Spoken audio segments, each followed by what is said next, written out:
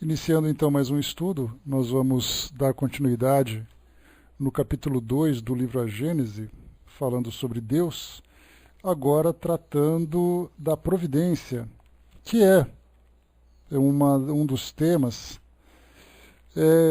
que mais desperta dúvidas sobre nós, como uma prece funciona, como as nossas solicitações são atendidas, ou como nós recebemos do mundo espiritual a assistência. Se nós começamos então, através desse nosso entendimento, a despersonalizar Deus, colocando-o como de fato que é uma inteligência e não uma pessoa que se encontra no mundo sobrenatural, mas uma inteligência que rege todo o universo, como entendermos a ação dessa inteligência na nossa vida cotidiana? Então Kardec dedicou esse capítulo, ou esse subitem, ou esse item desse capítulo, explicando exatamente sobre essa questão da providência, naquilo que provém às nossas necessidades. Então vamos aqui, vou lendo porque Kardec inicialmente ele traz as próprias dúvidas para depois trazer então as explicações. Vamos lá. A providência é a solicitude de Deus para com todas as criaturas. Deus está em toda parte, tudo vê e a tudo preside, mesmo as mais pequenas coisas. É nisso que consiste a ação providencial. Então, está em toda parte, tudo vê, tudo preside, até as mais pequenas coisas. Então, essa ação providencial de Deus, atendendo às nossas necessidades, gera então essa dúvida. Kardec coloca: como Deus, tão grande, tão poderoso e tão superior a tudo, pode miscuir-se em detalhes ínfimos, preocupar-se com os menores atos e com os menores pensamentos de cada indivíduo? Essa é a pergunta que a incredulidade faz a si mesma, de onde ela conclui que, admitindo a existência de Deus, sua ação só se exerce sobre as leis gerais do universo, que este funciona desde toda a eternidade em virtude dessas leis, às quais cada criatura se acha submetida na sua esfera de atividade, sem que tenha necessidade do concurso incessante da providência. Então, nesse primeiro item, nós começamos a trazer aquelas questões. Se nós somos, então, movidos pelas circunstâncias que acontecem à nossa volta, então a nossa vida ela vai seguindo um curso sem interferência de nada que venha do sobrenatural. A nossa vida já está programada. Então nós levantamos aquela questão: mas por que eu tenho que fazer uma prece? Por que eu tenho que pedir alguma coisa? De um modo geral, esses pedidos, e nós sabemos disso, se tornam muito mais intensos quando nós passamos por dificuldades. Nossas preces são mais concentradas, nossas preces são mais fervorosas, nossos clamores parece que são mais altos, embora aconteçam dentro do nosso íntimo. Mas se as coisas devem seguir um curso natural, de que adiantaria então nós fazermos essa prece? Porque Deus se preocuparia, conhecendo a grandiosidade que nós temos, dessa inteligência que rege todo o universo, que traz todas as leis naturais para fazer com que o mundo funcione quase que de um modo automático, ou seja, ação, reação, tudo regido por uma lei. Então significa que os meus pedidos, as minhas solicitações, elas não teriam validade? Embora eu fizesse esse pedido, eu não teria como ser atendido naquilo que eu peço? Kardec continua: em seu estado atual de inferioridade, os homens só dificilmente podem compreender Deus infinito, porque sendo restritos e limitados, eles o imaginam restrito e limitado como eles próprios. Representam-no como um ser circunscrito, e dele fazem uma imagem semelhante à própria imagem. Os quadros que o pintam, com traços humanos, contribuem muito para incutir esse erro no espírito de todos, que nele adoram mais a forma do que o pensamento.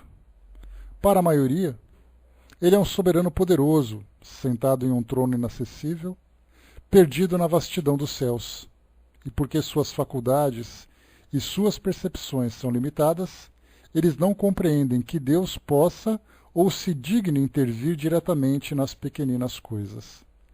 Quando Kardec coloca que os quadros que o pintam com traços humanos, basta a gente lembrar, por exemplo, a obra A Criação, de Leonardo da Vinci, que mostra ali Deus tocando com o dedo do homem. Então a gente já tem aquela imagem de que Deus pode ser personalizado. Deus poderia ser pintado, poderia ser retratado. E aí então, nesse caso, nós começamos a limitá-lo naquele corpo que nós podemos dizer um corpo físico,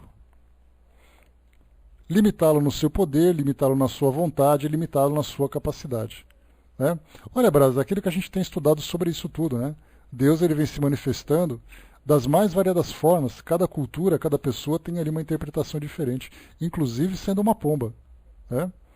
O Dudu colocou, né, porque a prece me dá um silêncio interior tão grande que posso sentir a presença do Pai. E dessa espiritualidade que com certeza irá me acolher com todo o amor que eles têm por nós. A gente lembra que fica muito mais fácil para nós pedirmos ajuda para alguém do que pedir ajuda para alguma coisa que é incompreendida. No caso, por exemplo, das preces, podemos perceber que fica muito mais fácil nós evocarmos o nome de alguém, por exemplo, Jesus ou os espíritos que estão próximos, ou um santo de devoção. Então, quando nós pedimos a Deus, nós naturalmente esperamos a intervenção do mundo espiritual. Ou no caso das escolas religiosas, que não veem a intervenção do mundo espiritual, mas vê uma ação diretamente de Deus, imagine então essas realizações sendo atendidas de uma forma miraculosa. Então todos esses mistérios que existem no mundo espiritual atingem também essa questão da nossa conexão com tudo aquilo que existe no mundo invisível, inclusive Deus. Então, Kardec, colocando para nós aqui essa questão do nosso entendimento de Deus, nós fazemos com que Deus seja uma figura que representa o ser humano, que representa todos nós que somos criaturas, mas uma representação que tem um poder acima de todos. E aí, então, estimulados, né, na nossa imaginação, nós imaginamos mágicas, imaginamos ali forças representadas por poderes, como nós vemos na televisão, no cinema. Mas devagar a gente vai compreendendo exatamente a natureza de Deus, as características de Deus, os seus atributos, e agora a forma como ele age. Então a gente vê que Kardec trabalhou detalhadamente nessa sequência de raciocínio. Depois nós teremos a visão de Deus também. Então vamos lá, item 22. Na incapacidade em que está o homem de compreender a essência própria da divindade, ele não pode fazer mais que uma ideia aproximada dela, com a ajuda de comparações necessariamente muito imperfeitas, mas que podem, pelo menos... Só um instantinho, que eu apertei aqui um botão. Tá. Mas que podem, pelo menos, mostrar-lhe a possibilidade daquilo que, à primeira vista, lhe parece impossível. Vamos ver, então, como é que acontece essa ação. Porque já que nós falamos de providência, de atender às nossas necessidades, a gente começa pelas nossas próprias necessidades. Ou seja, eu passo por uma situação em que eu necessito de ajuda, necessito de amparo, necessito de esclarecimento, de orientação. Então tudo parte de nós que somos criaturas nessa relação de solicitação. Então naquele momento de prece, começo então, através das palavras que são produzidas pelo meu pensamento, conversar com Deus, contar um pouco das minhas dificuldades, fazer ali as minhas solicitações.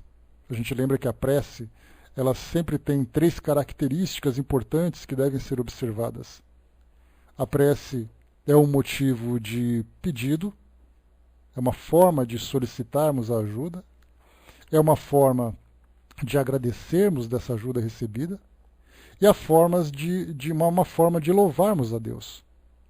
Esse louvor significa exatamente, inicialmente, reconhecer a própria existência de Deus. Porque nós podemos perceber que durante as nossas orações, nós já chegamos pedindo, como se fosse uma criança pedindo para o pai. Nós chegamos e, olha, eu preciso disso, ou então obrigado por isso, mas muitas vezes nós não reconhecemos exatamente Deus da forma como ele deveria ser reconhecido. Daí então a importância do louvor. Essas são orientações que os Espíritos nos passam, importante para nós. Porque no momento em que nós reconhecemos a existência e a própria grandeza de Deus, essa relação vai se tornando mais íntima. Essa relação vai se tornando mais profunda para todos nós. E não simplesmente vivermos naquela superficialidade de pedir quando necessário e de agradecer de vez em quando. Mas é importante trabalharmos dentro de nós o entendimento da existência e da dimensão desse Deus, independente da nossa necessidade ou não. E continua então. Então, tudo parte do nosso pensamento. E o pensamento é uma energia. De que forma que essa energia nos conecta com Deus? Suponhamos um fluido bastante sutil para penetrar todos os corpos. É evidente que cada molécula desse fluido, achando-se em contato com cada molécula da matéria, produzirá nos corpos uma ação idêntica àquela que produziria a totalidade do fluido. Isso é o que a química demonstra diariamente em proporções limitadas. Ou seja, existe então essa mistura, essa combinação dos fluidos que existem dentro de nós com os fluidos que existem à nossa volta. A partir do momento em que nós provocamos, por exemplo, uma elevação de temperatura, como a química fala, né, quando nós estudamos sobre a parte de termodinâmica, a gente lembra sempre que o calor ele tem uma tendência sempre a se propagar naqueles corpos que estão próximos, até atingir aquele ponto de equilíbrio. Um ganha calor, o outro perde calor. Então, se por acaso, vamos imaginar, fazendo uma experiência num laboratório de química, por exemplo, ou no laboratório de física também, nós podemos pegar uma bacia, uma grande bacia, com água fria, temperatura ambiente, dessas que nós pegamos na torneira. Aí nós pegamos um copo de água muito quente e colocamos o copo inteiro, sem que ele seja inundado pela água de fora, colocamos dentro dessa água. E aí então nós vamos percebendo que a temperatura do copo vai diminuindo, ao mesmo tempo em que a água próxima ao copo vai recebendo esse calor. Então, vão se misturando através dessa propagação. A mesma coisa nós poderíamos imaginar também nessa mesma bacia, colocarmos, por exemplo, alguma coisa que vibre, como por exemplo um alto-falante, ou como por exemplo alguma coisa que produza ultrassom. Nós vemos então aquelas ondulações na água, provocadas por essas ondulações, provocadas por essas vibrações.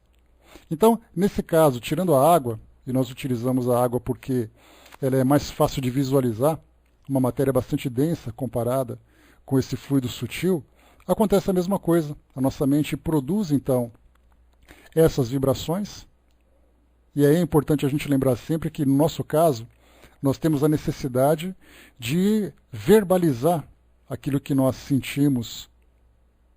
Mas o que interessa para nós é percebermos, por exemplo, as vibrações que nós criamos a partir da nossa mente. Então nós podemos dizer assim, é muito interessante quando nós ouvimos música, para quem gosta de música, observa isso com bastante frequência, músicas que são gravadas com versões diferentes. Então alguém gravou uma música que era muito tranquila, muito calma, aí depois veio um outro grupo musical e gravou essa mesma versão em ritmo de rock, por exemplo.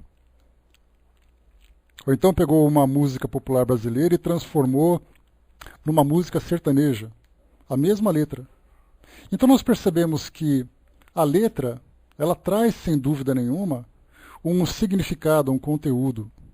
Mas nós vemos que a partir do momento em que ela se transforma, ou que ela é envolvida por uma melodia, muitas vezes as palavras que se encontram ali perdem o seu valor, deixando muito mais importante a melodia que se propaga. Então as pessoas que gostam de ouvir, que gostam de dançar, vão dançar de um jeito com uma melodia, vão dançar de outro jeito com outra melodia. Nós tivemos um tempo atrás, Angelina, bem lembrado do Roberto Carlos, na década de 1990, vários grupos que cantaram músicas do Roberto Carlos. Nós tivemos, por exemplo, o Titãs cantando uma música dele, numa versão mais, vamos dizer assim, mais pop. Tivemos outros grupos também que cantaram, né? O Skank também cantou aquela música É Proibido Fumar, também trazendo uma outra versão. Então nós vemos que a mesma música pode ser modificada pela melodia, pelas versões que a abraçam. Por que eu estou dizendo isso para vocês?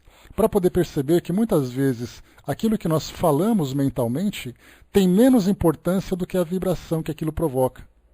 Algumas vezes, naquele silêncio do meu pensamento, mas nesse silêncio, irradiando essas vibrações, essas energias, esses pensamentos envolvidos com aquilo que eu estou sentindo naquele momento, tem muito mais valor para provocar essas vibrações em torno, né, ou nesse fluido, do que as palavras propriamente ditas. É daí que os espíritos dizem que as preces que são decoradas têm menos valor do que aquelas preces que são faladas pelo coração. Mas ainda assim nós estamos falando de palavras. Então nós pegamos, por exemplo, a belíssima oração do Pai Nosso, né? Bom dia, Rô. Bom dia, pessoal. A belíssima oração do Pai Nosso, muitas vezes nós recitamos essa prece com tal automatismo que tudo aquilo que ela tem de conteúdo quase não tem significado, quase não provoca nada de efeito exterior. Elas simplesmente são palavras repetidas. Agora, aquelas preces sinceras em que nós recheamos com os nossos sentimentos, com as nossas emoções, mesmo que não tivesse nenhum tipo de palavra na nossa prece, ela seria sem dúvida nenhuma propagada e seria percebida também por essa inteligência, por Deus, que está presente em todos os fluidos, ou que está em contato com todos os fluidos, ou com cada molécula desse fluido. Por isso, então, é colocado para nós aqui mais uma vez que esse fluido penetra em todos os corpos e, consequentemente, está em contato com cada molécula que se encontra à volta dele. E continua aqui, ó. Esse fluido, não sendo inteligente, age mecanicamente somente pelas forças materiais.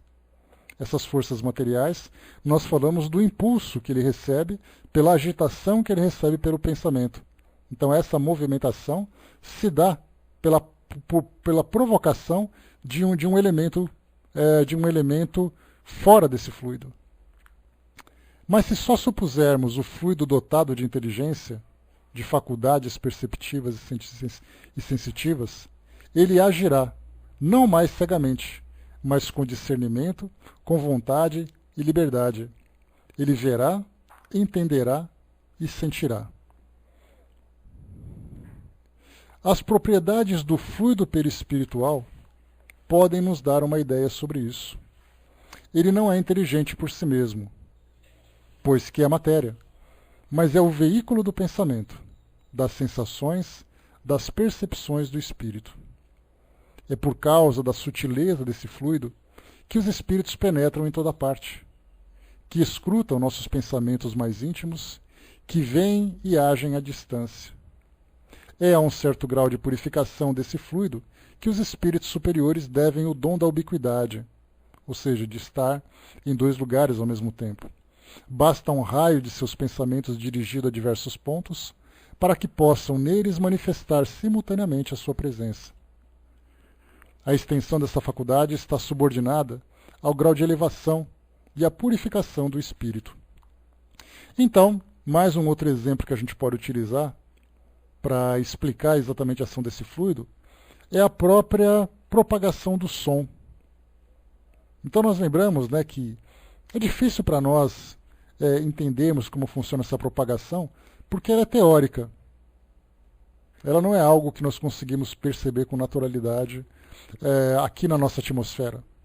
Então, a lei da física, que fala sobre as ondulações, fala para nós que quando existe uma vibração, essa vibração acaba então agitando as moléculas suspensas na atmosfera, as moléculas dos gases existentes na atmosfera, e aí então acaba fazendo com que nós escutemos.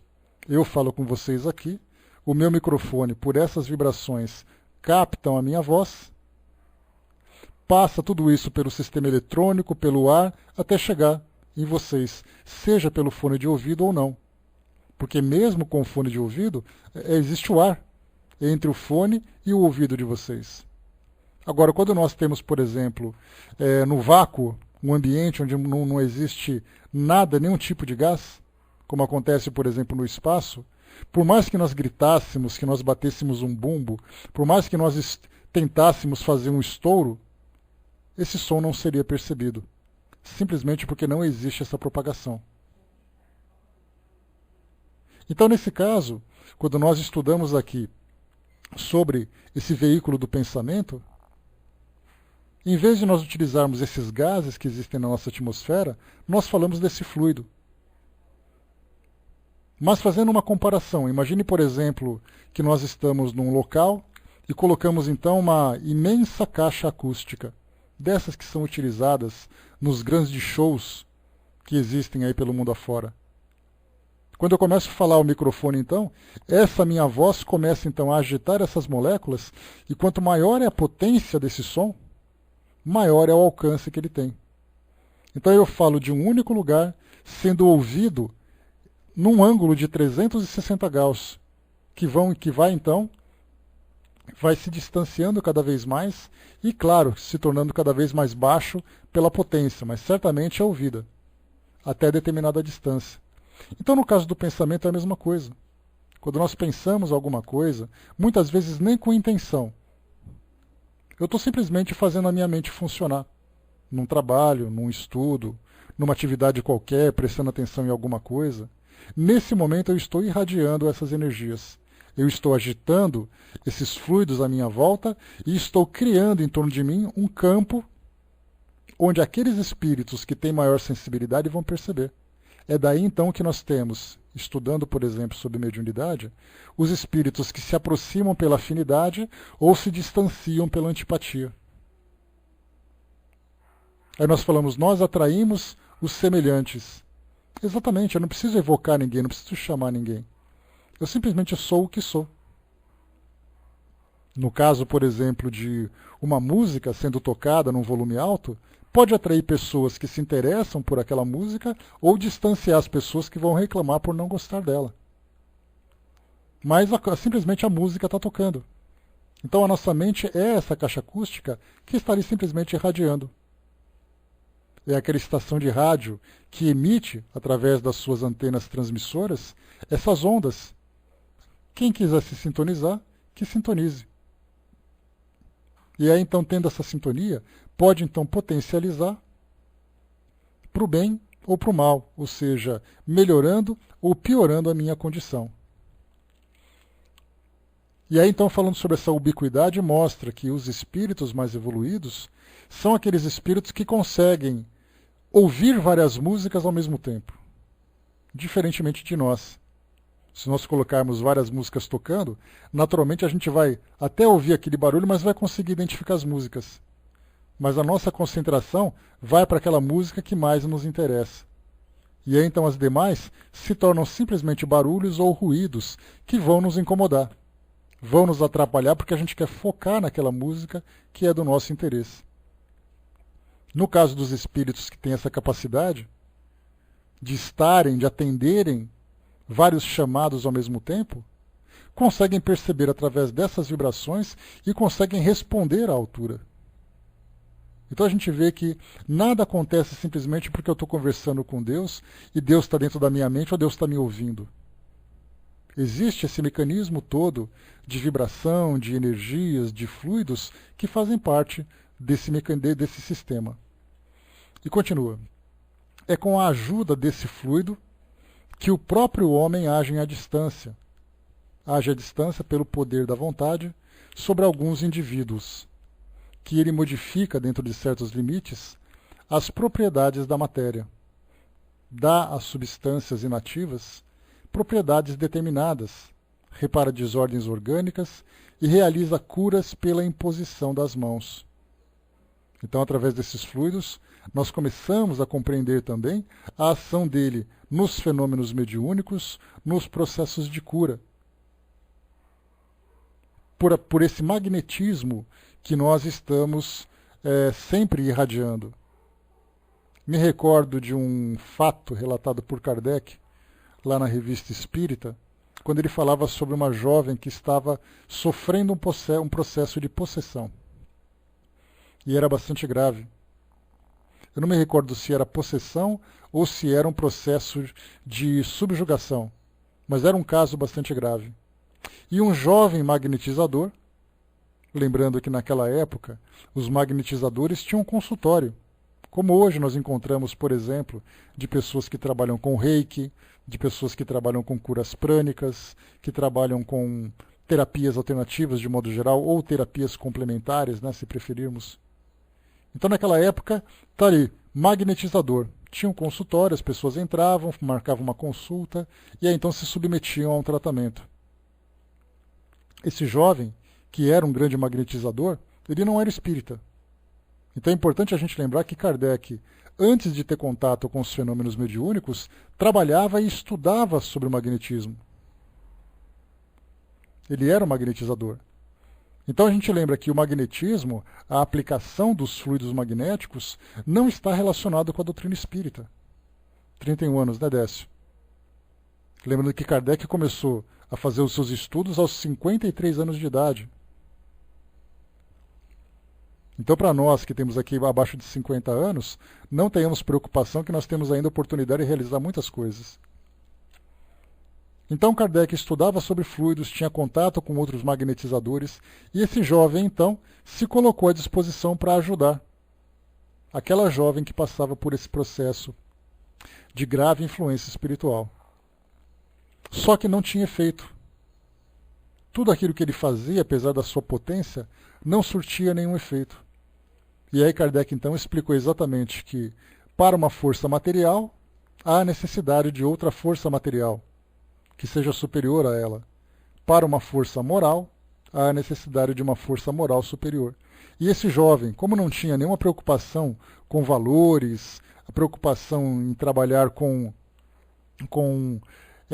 esses princípios morais mais elevados, ele não exercia nenhum tipo de influência sobre aquele espírito. Poderia até incomodá-lo pela aplicação dos seus fluidos, mas não surtia efeito porque não havia força moral.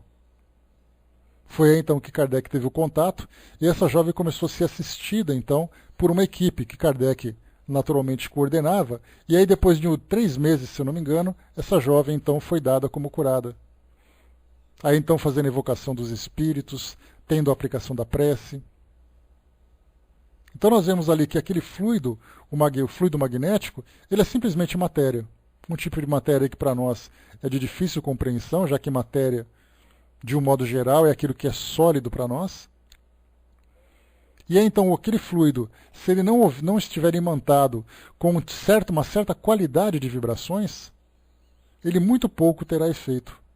Por isso então no caso das curas, como Kardec coloca, é ainda com a ajuda desse fluido, que o próprio homem age à distância, pelo poder da vontade, sobre alguns indivíduos, que ele modifica dentro de certos limites as propriedades da matéria. Essa modificação das propriedades da matéria é exatamente a qualidade dos fluidos que ele impõe. É a qualidade da matéria que ele modifica. Dá às substâncias inativas propriedades determinadas, repara desordens orgânicas e realiza curas pela imposição das mãos. Então é importante para quem trabalha com passes de cura em centros espíritas, é fundamental que tenha esse entendimento. E isso é passado, felizmente, né, em cursos que são oferecidos para médiuns passistas. Porque então ele tem a compreensão que muitas vezes, se estiver muito cansado, muitas vezes se estiver assim meio aborrecido com alguma coisa, isso vai interferir na qualidade do seu trabalho. E é importante que ele se reequilibre inicialmente, para depois ele proporcionar o equilíbrio para aquele que se encontra em desequilíbrio. Porque não adianta simplesmente levantar as mãos, mesmo que esteja ali atento ao trabalho que faz, mas se não estiver mentalmente concentrado, simplesmente vai ser um trabalho desperdiçado para aquele que faz e para aquele que recebe. O fato dele ser médium de cura já traz como princípio fundamental que ele se encontra assistido pelos espíritos. Mas se os fluidos animalizados, ou seja, os fluidos do médium, têm um efeito muito maior sobre os espíritos aqui encarnados, os espíritos desencarnados podem até ajudar, mas certamente teria muito mais eficiência com a presença do médium nesse processo, a presença concentrada, a presença bem intencionada do médium nesse processo. Aí junta a força do espírito, que comprometido com o trabalho, se junta com a força do médium, que também se encontra comprometido. Então, emissão de fluidos, isso é fácil. A qualidade desse fluido, a criação de um fluido de qualidade, isso já é muito difícil. Por isso, então, quem trabalha com passe, nessa hora, deve se desconcentrar, deve se desligar de tudo aquilo que existe no mundo exterior. E focar sua atenção nesse trabalho, colocando não apenas a força do pensamento, mas também a força do sentimento. Porque é através dos sentimentos nobres que ele produz, que ele vai interferir nos sentimentos em desequilíbrio do paciente. É isso que Kardec coloca para nós. Repara as desordens orgânicas e realiza a cura pela imposição das mãos. A fraterna colocou, né, a qualidade depende do seu estado físico e de espírito. Daí então essa grande preparação. Porque é interessante, a gente lembra sempre que na doutrina, no trabalho mediúnico dentro da doutrina, acho que de um modo geral, né, o trabalho mediúnico, os fenômenos que são visíveis despertam muito mais a atenção do que aquele trabalho sutil e silencioso. Então, ser um médium de incorporação, ser um médium de psicografia, ele mostra, digamos, materialmente, o resultado do seu trabalho. Já o médium passista é aquele coitadinho que fica em pé no final das palestras ou faz aquele trabalho de aplicação de passe naquela salinha que ninguém percebe. Mas, na verdade, a mediunidade ela tem a sua importância onde quer que ela esteja, desde que ela faça o seu trabalho dentro dos princípios a que ela se propõe. Exato, muitas vezes, é como acontece com o médico. Muitas vezes o médico precisa ser curado, precisa ser tratado. O médico também fica doente. Vamos em frente. Os espíritos, porém, ainda que sejam elevados, são criaturas limitadas em suas faculdades, em seu poder e na extensão de suas percepções, e não poderiam, sob esse aspecto, se aproximar de Deus. Entretanto, eles podem nos servir de ponto de comparação. O que o espírito só consegue realizar dentro de um limite restrito, Deus, que é infinito, o realiza em proporções indefinidas. Há ainda a diferença de que a ação do espírito é momentânea e subordinada às circunstâncias, e a de Deus é permanente. O pensamento do espírito só alcança um tempo e um espaço circunscrito. O de Deus abrange o universo e a eternidade. Em uma palavra, entre os espíritos e Deus há a distância do finito ao infinito. Então o que nós observamos é uma cadeia de sustentação. É uma cadeia de transmissão desses fluidos, vindo exatamente naquela cadeia de solidariedade que Leon Denis traz para nós, em que os mais fortes sustentam os mais fracos. Para a gente poder entender como acontece, por exemplo, na assistência ao encarnado, vinda do mundo espiritual, é importante a gente lembrar sempre, e isso os espíritos trazem para nós, relatando, por exemplo, uma atividade, né, que eles realizam de assistência, que muitas vezes é um espírito comum, um trabalhador, um colaborador, para prestar essa assistência. E aí então é feita uma prece, esse espírito se aproxima, faz ali, por exemplo, a aplicação desses fluidos, muitas vezes utilizando os fluidos emanados por aqueles que estão próximos encarnados, para beneficiar aquele que precisa da assistência. Então, quando nós vamos analisar essa situação, o modo mais fácil de compreendermos é nós nos colocarmos no lugar daquele espírito que presta assistência.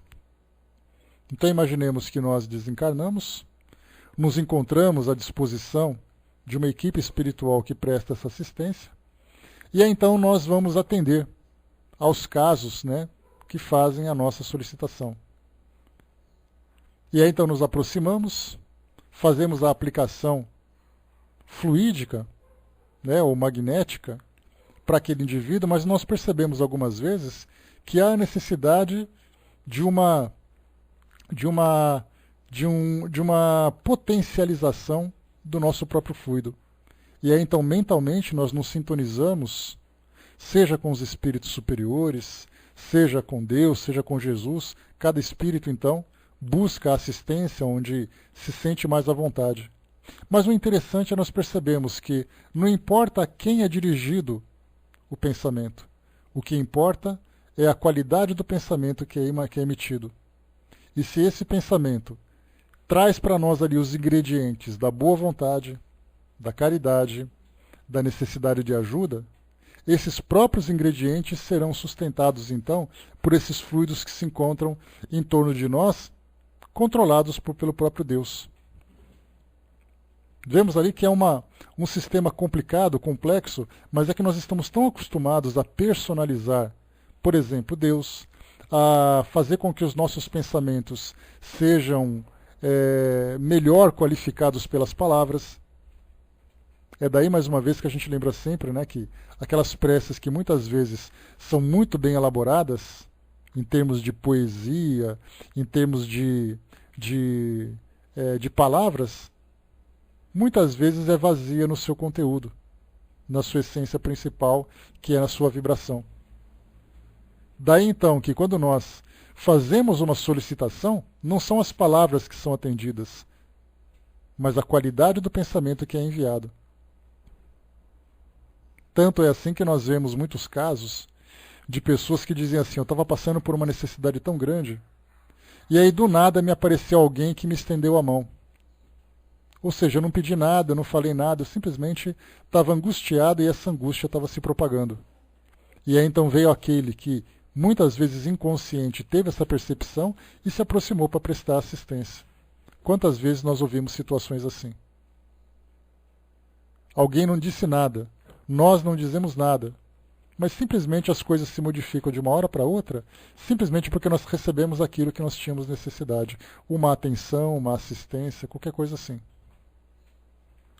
Então, por isso nós vemos aqui que nessa grande cadeia que existe à nossa volta, nós temos então aquilo que nós enviamos e a assistência vem se tornando cada vez mais próxima a nós dentro dessa cadeia de assistência. Então, vamos supor, por exemplo, que a nossa solicitação se propaga pelo universo. Nós não conhecemos ainda a força do nosso pensamento. E aí então ela é percebida por alguém, que transmite para alguém, que transmite para alguém, que se aproxima de nós e faz aquela aplicação. Então o mundo espiritual trabalha com uma dinâmica muito diferente daquela que nós acreditamos, que seja simplesmente acontecendo por milagres. As coisas acontecem por acontecer.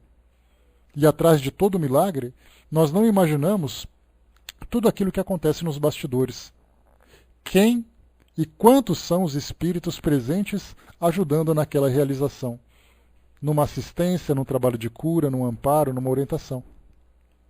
Algumas vezes um espírito chega próximo e transmite o seu pensamento, sendo que o pensamento dele vem sendo influenciado por pensamentos mais elevados. Porque é aquela questão das vibrações. Uma vibração muito elevada não é percebida por aqueles que têm uma vibração inferior, uma vibração muito mais voltada para o mundo físico. É assim que acontece, nós lembramos sempre, no caso, por exemplo, das relações do mundo espiritual. Os espíritos mais evoluídos têm ali o pensamento numa faixa vibratória muito superior à nossa. Tanto que não apenas o pensamento não é percebido, eles próprios não são percebidos por nós. Mas então aí nós percebemos aquela regressão. Aquela vibração vai se tornando um pouco mais densa, mais densa, mais densa. Claro, participando, né, nesse processo cada indivíduo nessa escala até chegar naquele indivíduo próximo a nós, para que nós sejamos beneficiados pela assistência que vem das esferas mais elevadas, das esferas mais superiores. Então percebemos que tudo acontece através dessa ação de indivíduos manipulando esses fluidos pela força do seu próprio pensamento. E todos esses indivíduos, dentro dessa escala, vão se elevando cada vez mais até chegar naquelas consciências que mais se afinizam com a consciência divina. Algumas vezes a gente fica pensando assim, quer dizer então que se por acaso, vamos pegar uma empresa que tem ali uma cadeia hierárquica de comando, onde nós temos o presidente da empresa, até chegar no funcionário mais simples que trabalha naquela seção operacional.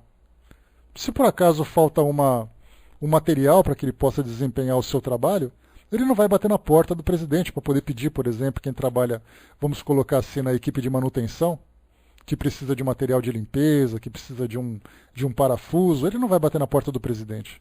Ele vai pedir para aquele que está mais próximo. Então nós percebemos que todos nós somos assistidos por esse fluido que nos envolve, mas o que conta de importante para nós considerarmos é exatamente a iniciativa de cada indivíduo de acordo com a sua possibilidade.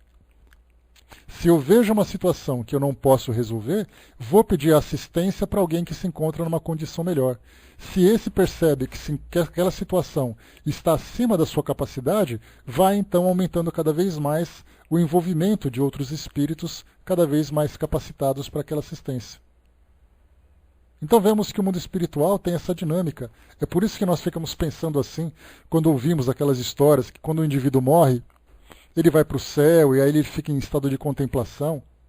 E a doutrina espírita vem e mostra para nós que o mundo espiritual é muito diferente dessa fantasia, daquela inatividade contemplativa, diferentemente de um trabalho contínuo que existe envolvendo todos os indivíduos.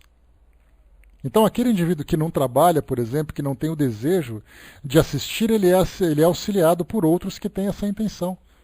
E quanto mais nós chegamos no mundo espiritual e mais somos envolvidos por aquela rotina, por aquela realidade, maior é a nossa transformação. Então eu posso até realizar alguma coisa que nem sempre tenho boa vontade para realizar. Mas tendo essa consciência, eu já começo então a fazer pequenas atividades até que eu vou me conscientizando da importância e percebendo também o meu próprio potencial.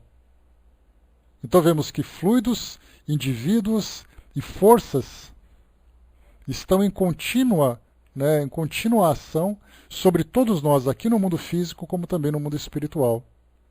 E acima de tudo isso nós temos então essa inteligência suprema que se encontra presente, irradiando e interferindo nesses fluidos por toda parte. Vamos lá então, número 24. Bom dia, pessoal que chegou. O fluido perispiritual não é o pensamento do espírito, mas o agente e o intermediário desse pensamento. Como é ele que o transmite, fica, de certo modo, dele impregnado. Na impossibilidade em que nos achamos de isolar o pensamento, parece-nos que ele e o indivíduo são um só, como acontece com o som e o ar, de maneira que não podemos, a bem dizer, materializá-lo. Assim como dizemos que o ar se torna sonoro, poderíamos, tomando o efeito pela causa, dizer que o fluido se torna inteligente. Então isso acho que já ficou bem claro para nós, que o fluido é um elemento material que sofre a ação do pensamento. Mas aí então o pensamento parte da mente. A mente impregna, como Kardec colocou, todo o nosso corpo perispiritual, que é um corpo fluídico. E esse corpo fluídico em contato com esse fluido exterior, e aí então André Luiz utiliza aquela expressão chamada de psicosfera, uma esfera vibratória que se encontra em torno de nós, criada pela qualidade do pensamento. Podemos também, utilizando essas analogias aqui do mundo físico, imaginar, como eu já falei para vocês, certa vez nós falamos sobre isso, o cheiro do pensamento. Aí quando nós estudamos sobre isso, nós lembramos que a qualidade do pensamento poderia ser interpretada como cheiros. Qual é o cheiro do pensamento que nós irradiamos?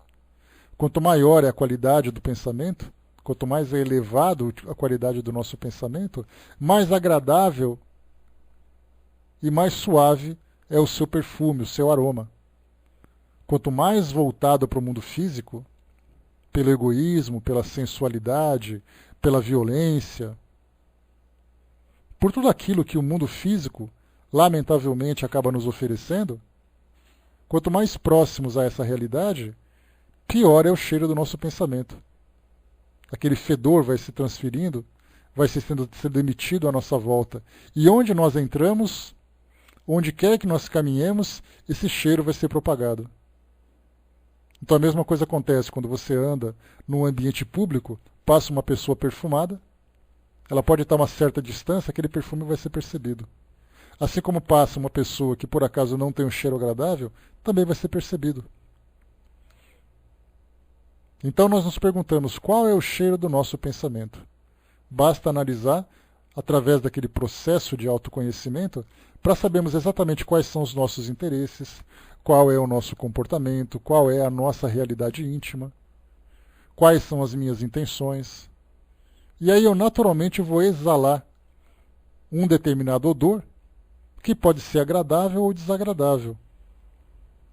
Lembrando sempre que não existe, dentro daquela ideia do bem e do mal, não existe o mais ou menos. Ou o nosso pensamento é agradável ou não é agradável. Algumas vezes ele é um pouquinho agradável, mas ele poderia ser um pouquinho melhor. Pode ser por isso, Tiene, a gente pode colocar muitas vezes por essa questão fluídica. É claro que quando nós falamos sobre a questão da simpatia e da antipatia, nós não temos, de um modo assim, tão fácil, né, essa sensibilidade desenvolvida, onde basta nós nos aproximarmos de alguém que vamos sentir essa percepção. Nós temos aqueles médiums sensitivos, são chamados de médiums sensitivos, que estando no ambiente público acabam sofrendo demais, captando exatamente essas vibrações que são emitidas. Então você está numa fila de banco, ali você vai se sentir incomodado. Você se encontra num hospital, ali você vai se sentir incomodado. Então essa sensibilidade, como Kardec sempre lembra, todos os médiums, além da mediunidade ostensiva que ele demonstra, ele tem, por exemplo, a mediunidade da sensibilidade. Ele é, como ponto fundamental, um médium sensitivo. E além dessa sensibilidade, ele traz então a habilidade da psicografia, da psicofonia, da cura. Então todo médium é, por excelência, médium sensitivo, em maior ou em menor grau. E nesse caso, nós lembramos sempre, eu me lembro certa vez, Brás, que assistindo a um desses filmes de ficção, apareceu um rapaz que desenvolveu a capacidade da telepatia. Só que não era uma telepatia seletiva, onde ele só ouvia aquilo que ele queria. Ele ouvia tudo que estava à volta dele. E isso fazia com que ele ficasse enlouquecido, porque ele ouvia pensamentos desde os mais fúteis até os mais interessantes, mas ele não conseguia guardar o silêncio da própria mente. E não guardando esse silêncio da própria mente, ele percebia tudo. No caso do campo fluídico, da questão das vibrações à volta, imagina uma pessoa que caminha por um lugar sentindo tudo à sua volta. Isso certamente é algo bastante perturbador, não tenhamos dúvida disso. O que nós percebemos, assim, de modo geral, é que exatamente essa mediunidade, não apenas da psicometria, né? A psicometria ela é uma faculdade que ela é considerada anímica, né? Então a pessoa ela consegue, através do contato com os fluidos impregnados, isso não tem nenhum tipo de ideia mediúnica, lembrando sempre, né, que a mediunidade exige como ponto fundamental a interferência dos espíritos. Então, no caso daqueles que são chamados de médium de psicometria, eles podem, pela sensibilidade que possuem, que é uma faculdade anímica, fazerem a leitura de uma qualidade fluídica que se encontra impregnada num objeto e pode também receber assistência de um espírito, Aí então nós temos nessa combinação a faculdade medianímica, né? Então no caso da psicometria, em contato com o lugar, essa pessoa sofre muito. Principalmente porque, de um modo geral, as histórias que nós temos no mundo hoje são histórias de muito sofrimento. E quanto mais antigas são as histórias, mais sofrimento elas trazem. Exatamente porque mostra o primitivismo que nós temos do passado, né? No museu, por exemplo, em ruínas, cidades históricas, um médium de psicometria, por exemplo, viajando ali pelas cidades históricas de Minas Gerais, cidades históricas da Bahia, do Nordeste, onde nós tínhamos muita escravidão, ali são percebidas essas vibrações que trazem grande sofrimento, né? Mas em cima a Tiene tinha perguntado, então, essa questão da náusea. Como eu falei para vocês, então, temos pessoas que têm essa sensibilidade mais ou menos desenvolvida. Aquelas pessoas que, por exemplo, são capazes de captar vibrações de pessoas que passam por experiências emocionais muito intensas. Então, essa intensidade faz com que ela, vamos dizer assim, irradie essas vibrações com um peso emocional muito forte, e isso se torna mais fácil de perceber. Enquanto que aquelas pessoas que se encontram num estado normal, elas simplesmente passam despercebidas. Isso vai depender do quê? Da sensibilidade do médium. Então, no caso, por exemplo, o médium que vai, como a gente já conversou, vai a um hospital, onde a carga de sofrimento emocional é muito grande, vai a um cemitério, também é muito grande. Pessoas que vão, por exemplo, a bares, boates, ambientes onde nós temos ali a sensualidade, a agitação, o desequilíbrio, pessoas que se sentem muito mal. Então isso acontece, né? Então isso pode acontecer. Agora, num estado normal, por exemplo, você pode não perceber nada. Então vai depender do quê? Da sensibilidade desse médium sensitivo, se é maior ou se é menor, para que ele tenha essa percepção. Agora, de um modo geral, né, tirando essa parte dos fluidos que estão à nossa volta, muitas vezes a simpatia e a antipatia se dão pelo fato daquilo que você vê, daquilo que você ouve, do contato com uma pessoa, de repente a forma como ela se expressa, o seu comportamento, os seus gestos, a sua aparência, pode gerar isso também. E isso, combinado com aquela questão dos fluidos que são percebidos, acaba se tornando, então, né, um elemento que interfere diretamente no estado psíquico do médium. Por isso que a gente lembra sempre, né, pessoas que passam por esse sofrimento, elas precisam de uma educação mediúnica muito bem elaborada, muito bem desenvolvida, para que ela tenha esse controle, porque do contrário, como a gente lembra sempre, ela sempre vai achar que o problema é com ela. Ela vai sofrer de depressão, ela vai sentir irritação, ela vai sentir mal-estar, e ela vai em médico para cá, médico para lá, e ela não consegue encontrar o problema. Vai a um psicólogo, conta toda a história da vida, o psicólogo vai falar, você tem que mudar a sua vida e não sei o quê, e na verdade é uma sensibilidade mediúnica que ela tem que não está controlada. Então no momento em que ele começa a perceber esse desequilíbrio, o que acontece? Ele começa então a fazer aquele trabalho de reequilíbrio íntimo. Focar o seu próprio pensamento, entrar num estado de prece, lembrando que a prece não é pela prece em si, mas é pela qualidade das vibrações que a prece gera na mente daquele indivíduo, fazendo com que isso se irradie por todo o seu corpo perispiritual, interferindo positivamente no seu corpo físico. Então é ele, através da sua mente, que gera a sua própria cura, vamos dizer assim, a sua autocura. Então tudo começa no pensamento. Se por acaso você absorve alguma coisa de fora e você entra naquele estado mental, você naturalmente vai irradiar isso para o seu corpo e vai se sentir mal. Mas quando você se desliga daquilo que tem de fora e a sua mente começa então, por essa questão da meditação, da concentração, da prece, você começa a produzir as suas próprias energias. E aí então isso irradia do seu corpo e você promove a sua própria cura. Essa questão da mente, dos fluidos, das vibrações, ela é um tema muito interessante de ser estudado. E só que, infelizmente, para a maioria das pessoas isso é absolutamente ignorado. Eu não falo de espírito, eu falo das pessoas de modo geral.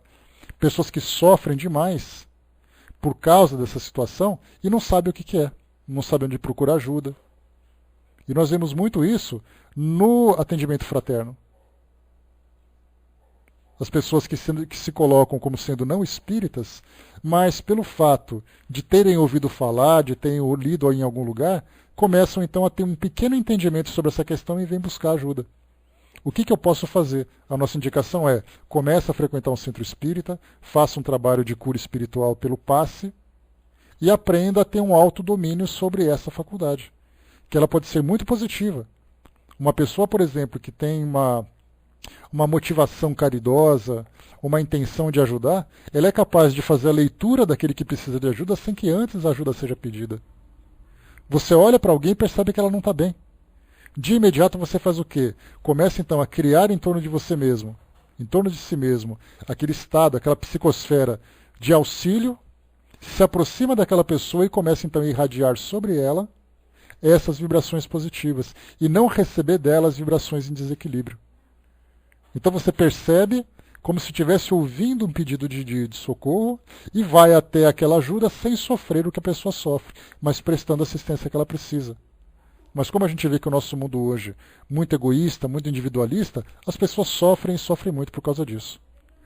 A fraterna colocou, eu sou atendente, me coloco atenta quanto às energias que partem dos que procuram. Essa percepção, fraterna, é fundamental para um atendente. Saber utilizar esse recurso em benefício do trabalho. E nós temos médicos, nós temos principalmente profissionais que trabalham na área de saúde, médicos, enfermeiros, atendentes, psicólogos, qualquer pessoa que trabalha nessa área, cuidadores também, que tem o entendimento de que tem essa percepção e sabem usar isso em favor da sua atividade profissional, realiza um trabalho belíssimo. Ou mesmo quem faz isso por um trabalho de caridade. Vamos em frente. Só voltando um pouquinho aqui, só um instante. Tá. Continuando aqui, item número 25. Que seja ou não assim, quanto ao pensamento de Deus, quer dizer que ele haja diretamente ou por intermédio de um fluido para facilitar o nosso raciocínio. Vamos representá-lo sob a forma concreta de um fluido inteligente, enchendo o universo infinito e penetrando todas as partes da criação. A natureza inteira está mergulhada no fluido divino. Ora, em virtude do princípio de que as partes de um todo são da mesma natureza e têm as mesmas propriedades que o todo, cada átomo desse fluido, se assim se pode expressar, possuindo o pensamento, isto é, os atributos essenciais da divindade, e estando esse fluido em toda parte, tudo estará submetido à sua ação inteligente, à sua previdência, à sua solicitude. Não haverá um ser, por mais ínfimo que seja, que não esteja de alguma forma saturado desse fluido. Nós estamos, assim, constantemente em presença da divindade e não podemos subtrair uma só das nossas ações ao seu olhar. O nosso pensamento está em contato incessante com o seu pensamento. E é com razão que se diz que Deus lê no mais profundo recôndito do nosso coração. Nós estamos nele, como ele está em nós, segundo a palavra do Cristo. Lembra aquela expressão que eu comentei com vocês, que Erasto utiliza, lá no livro dos Médiuns, que Deus nos julga pelas nossas intenções? Então, na verdade, não importa o que a gente faça, o desejo de fazer já é percebido. Exatamente porque quando nós desejamos alguma coisa, significa que o nosso pensamento está ativo. E qualquer pensamento ativo produz uma vibração. Se nós estamos mergulhados nesse fluido divino, qualquer vibração, por menor que seja que nós emitamos, produz então transmite um pensamento para Deus. E aí então nós temos uma resposta que vai de acordo com a nossa necessidade. Olha só a complexidade. Então, se nós achamos que se eu pensar alguma coisa e não contar nada para ninguém eu não vou ser percebido, é aí que está o nosso grande erro. Porque exatamente energias são percebidas. Para facilitar, usando mais uma vez aquela nossa analogia, já que nós já falamos do cheiro do nosso pensamento, se eu penso, eu emito um tipo de odor, queira ou não queira. No caso, por exemplo, daquilo que os espíritos passam para nós de comparação, utiliza muito a questão da irradiação luminosa. Tanto é assim que os santos, dentro das gravuras humanas, das gravuras terrenas, são representados com aquela auréola na cabeça. Bom dia Wesley, bom dia pessoal que chegou. Aquela auréola na cabeça representa exatamente aquilo que aquelas pessoas que têm uma certa sensibilidade percebem irradiando da mente desses espíritos. Assim como aquela grande irradiação que também apareceu nos espíritos elevados, que são hoje representados como anjos, que têm asas. Essas asas nada mais são do que a irradiação luminosa que eles têm. Então nós podemos irradiar essa luz em maior ou menor intensidade, e como se não bastasse a intensidade, ainda temos a qualidade. Então, se nós irradiamos, produzimos essa luz, se nós andamos num ambiente escuro, completamente escuro, por menor que seja a luminosidade que nós produzamos, ela vai ser percebida. E no caso, tratando, por exemplo, de Deus, que tem esse fluido divino impregnando todas as criaturas e todas as criações materiais ou aquelas que estão animadas, são percebidas em qualquer lugar. E é exatamente aí que nós temos aquele atributo de Deus, em que Deus é onipresente. Por que ele é onipresente? Porque o fluido divino, impregnando todos os cantos do universo, significa que qualquer tipo de oscilação produz uma resposta. Ou envia um sinal, vamos dizer assim. Para entender sua solicitude sobre todas as criaturas, Deus não precisa lançar seu olhar do alto da imensidade para que ele ouça nossas preces. Elas não precisam transpor o espaço, nem ser ditas com voz retumbante, uma vez que, estando Deus continuamente ao nosso lado, nossos pensamentos se repercutem nele. Nossos pensamentos são como os sons de um sino, que fazem vibrar todas as moléculas do ar ambiente. Então, lembrando mais uma vez que Kardec, quando fala sobre as palavras que nós criamos no nosso pensamento, fala ainda da nossa realidade. Porque, na verdade, os espíritos mais elevados praticamente não usam palavras. Eles emitem vibrações e ideias. Dá para imaginar alguma coisa de você tentar transmitir alguma coisa só simplesmente pelo sentimento que aquela experiência produz? Um sentimento de alegria produz uma certa melodia, digamos assim.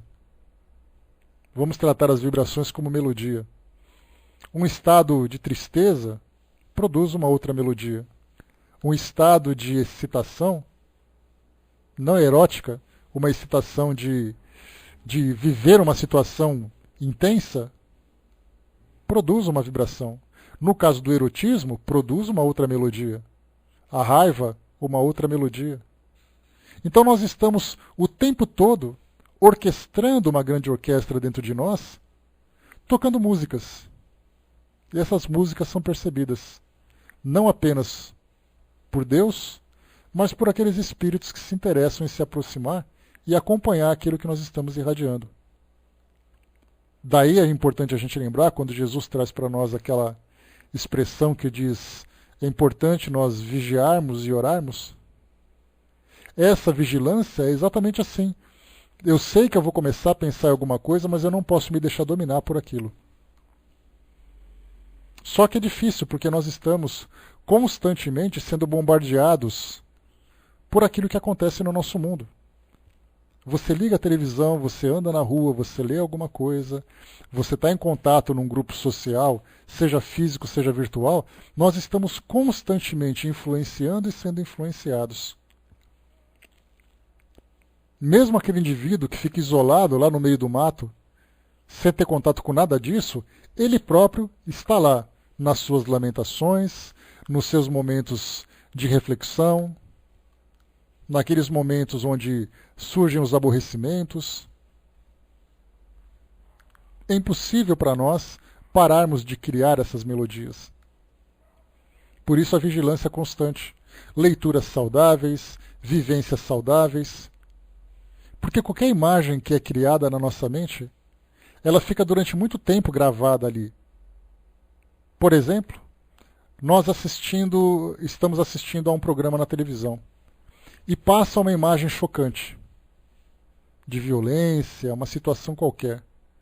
Aí então a gente sente aquela repugnância e muda de canal. Durante quanto tempo nós ficamos com aquela imagem gravada na nossa mente? Aí ela vai se dispersando gradualmente, até chegar num ponto em que ela é esquecida. Mas inevitavelmente alguma coisa faz com que ela continue viva. Então nós temos a nossa memória, ela é muito potente. Ela armazena aquilo que nós vemos, aquilo que nós sentimos. E basta que tenha algum gatilho para que ela volte a se tornar ativa. Por isso essa vigilância sempre. Estarmos atentos, né, a frequentarmos os ambientes tão saudáveis quanto possíveis. Vivermos experiências na nossa vida tão saudáveis quanto possíveis. E por que tão saudáveis quanto possíveis? Porque é impossível para nós nos desligarmos dessa realidade. Nós não temos como andar no meio das pessoas e fazer de conta que não existe ninguém, que nós não estamos vendo nada, que ninguém está dizendo nada. Por isso é importante, se eu pudesse selecionar um lugar, selecionar uma companhia, selecionar um programa que eu possa fazer, que façamos isso. Que isso vai se reverter em nosso próprio benefício. Bom, deixa eu ver aqui. Pessoal, agora nós temos aqui 2 itens que são um pouco... São 2 páginas aqui que a gente vai ter que trabalhar com elas. Eu vou deixar para que a gente faça isso no nosso próximo encontro na semana que vem. Né, já que só vamos nos encontrar de novo na próxima segunda-feira. Então o que a gente tratou até agora, falando sobre a providência divina, sobre aquilo que nós recebemos de assistência de acordo com as nossas necessidades, o que Kardec se preocupou em fazer foi mostrar exatamente como essas necessidades são percebidas e de que forma que essa assistência chega até nós. Então que nós estamos, como diz Paulo de Tarso, lá numa das suas epístolas, que nós somos vigiados por uma nuvem de testemunhas. Quando fala isso, parece um tom meio ameaçador. Mas realmente somos observados naquilo que nós fazemos de errado, observados naquilo que nós fazemos de certo, observados na assistência que nós prestamos, observados nas necessidades que nós temos, mas sempre percebendo que não é uma percepção simplesmente visual. Pessoas estão nos olhando. Não precisamos de olhares para que nós sejamos, para que as nossas ações sejam percebidas. Lembremos sempre da melodia que nós estamos irradiando. Lembremos sempre disso, para que fiquemos em constante vigilância. E isso vai melhorar não apenas o nosso estado mental, como também as nossas próprias sintonias com os encarnados e desencarnados. Se nós nos atraímos quase que inconscientemente por uma questão de afinidade, essa afinidade começa naquilo que nós pensamos. Se eu gosto de determinado tipo de experiência, pessoas que gostam das mesmas experiências vão colaborar, vão compartilhar comigo, assim como também receberão aquilo que eu compartilho. Basta que nós sejamos seletivos e vigilantes, e sempre lembrando que nós estamos o tempo todo criando aquilo que é irradiado da nossa mente.